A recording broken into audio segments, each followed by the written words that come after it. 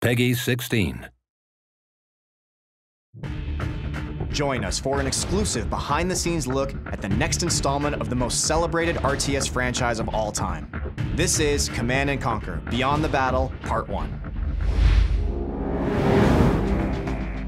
When our community installs the game, they start to play it, our veterans, the people who've been with CNC since '95, when they install the game and they start playing, all I really want from them is to go, holy crap, this is Command & Conquer.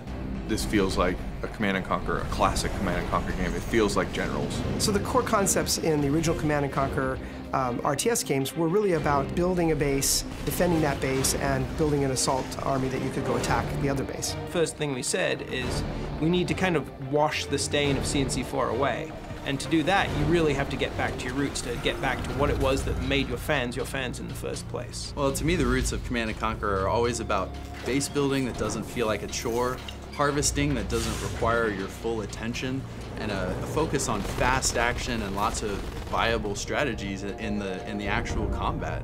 Going back to upgrades and abilities that matter, player powers that feel visceral, and then at the same time, super weapons, commando units are back, and then we're adding a couple new flavors in there like caster units that we haven't exposed yet to the public. Well, we're all big Generals fans here, obviously. Looking at the old Generals, there's so many great ideas, so many great mechanics that they built in, so we were lucky to be able to cherry pick the ones we like the best. Now choosing the General is a big part of the game, just as important as choosing the faction you wanted to play. Now, it's like having hundreds of factions, let alone just 3. Each general will have its own set of abilities, upgrades, even player powers will change as well. Also, units will be dynamically taken out and different ones will be put in based off of what that niche of the general is. The new generals that we're adding to the armies are really going to keep the gameplay fresh, right? It should make the game fun, enjoyable, and interesting for years to come.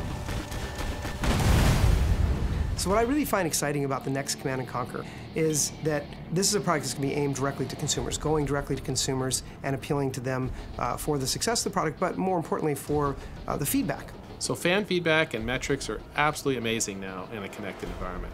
In the past, we just made a game, we put it in a box, we got the feedback years later, we could make a change in a sequel. Today, we can hear the fans immediately, we can look at the data, we can change stuff daily, weekly, monthly. We can engage in this sort of ongoing conversation with our fan base, where if, say there's a general that we put out that we didn't balance quite right, we will get that feedback immediately.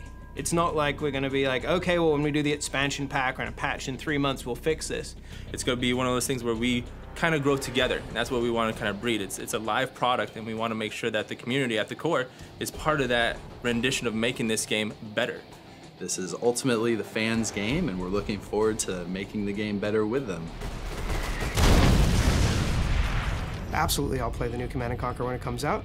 I'm anxiously awaiting it, actually. Our #1 priority has always been to make this a really fun, excellent game. Everybody on the dev team loves the game, and they're doing the work where their heart is. So a lot of the times people stay late just to make sure that they make a better game because they care about what the franchise is. Everybody wants to make sure that they make the game that the community would love, and we're on the same page on trying to make it the best CNC possible. Hopefully after doing this, I'll be on the beta, right guys?